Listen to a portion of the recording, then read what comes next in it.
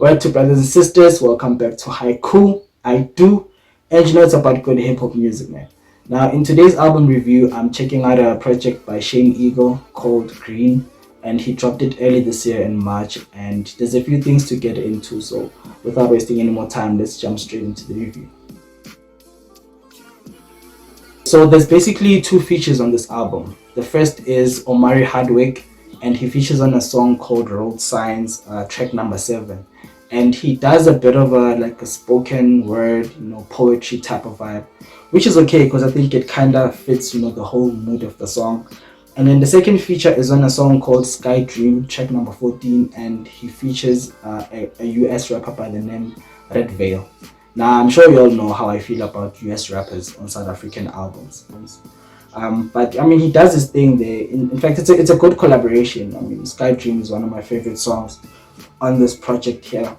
And then now, when we come to the content and the storytelling of the whole album, you basically have 18 tracks here, and Shane Eagle tries to find 18 different ways of telling us three things essentially, right?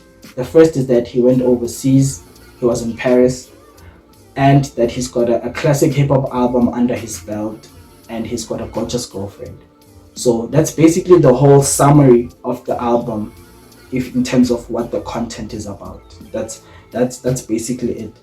And the title of the songs here are actually more appealing than the content inside the songs, because he might start off talking about one thing, but he always defaults into one of the three subjects that I actually mentioned. So on a song like Paranoia, he starts off by saying, "Somebody make the pain go away."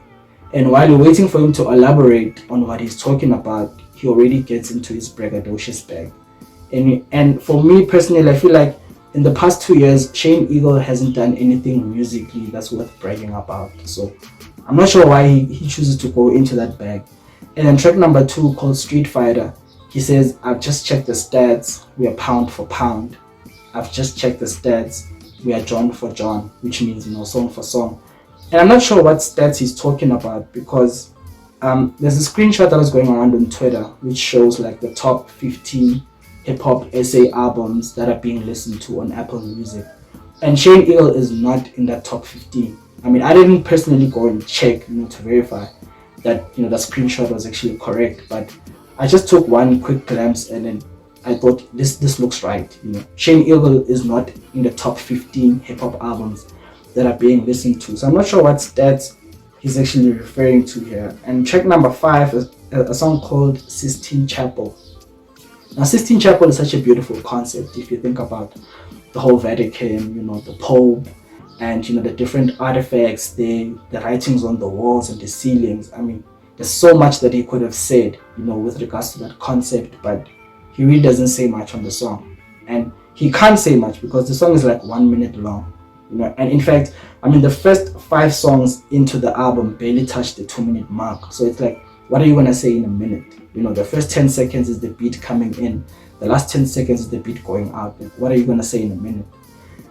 Track number 6, Numerology, which is like the longest song on the album. It's like 6 minutes long.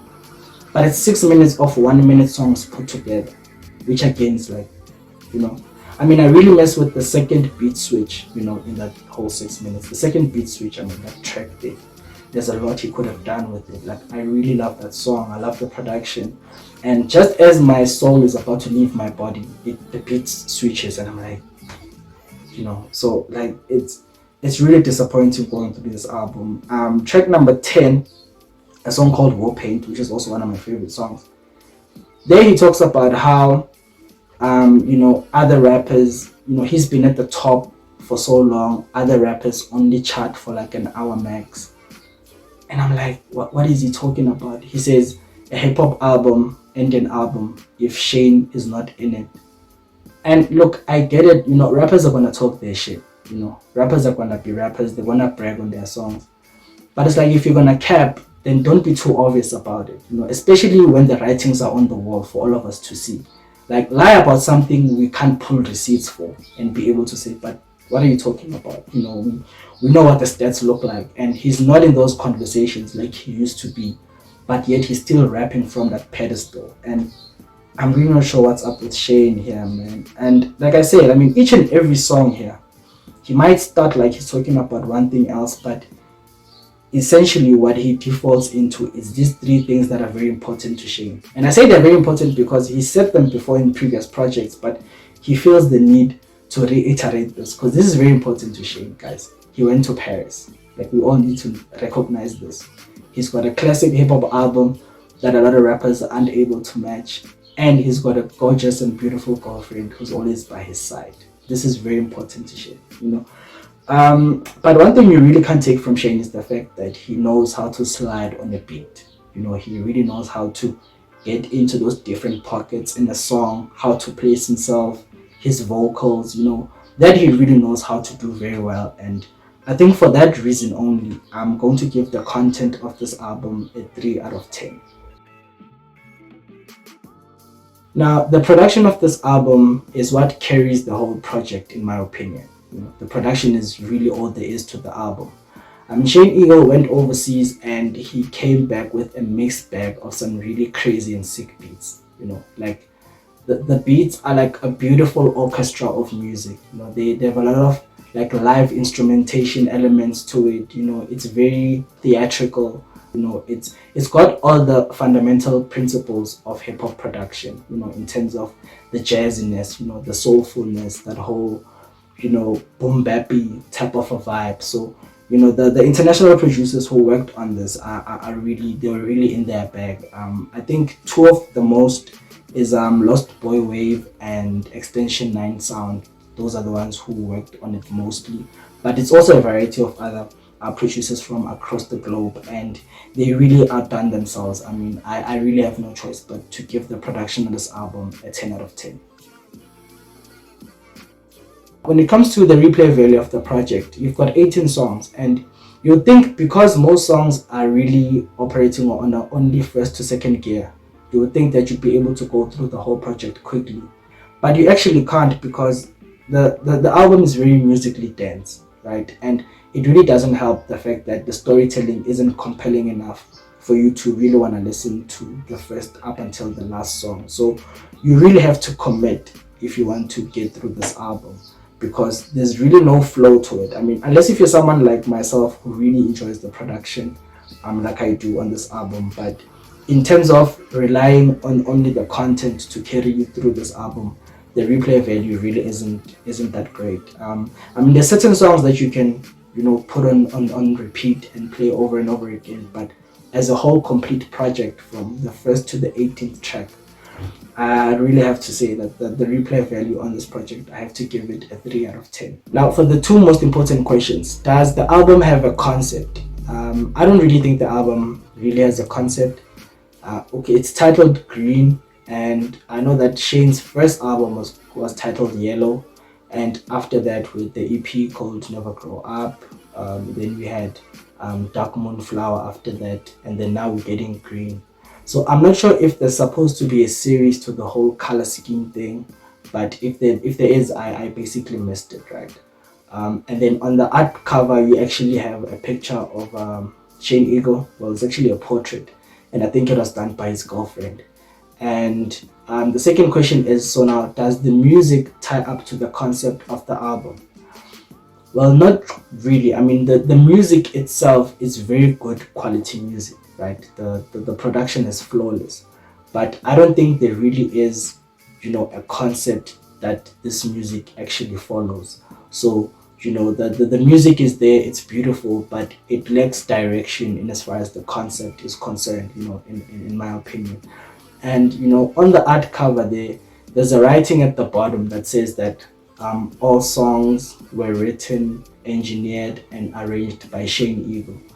And I really think that's where the problem of this album is, because I don't understand why Shane Eagle thought that he could make 18 tracks where he's talking about 3 different things that we've actually heard him talk about before.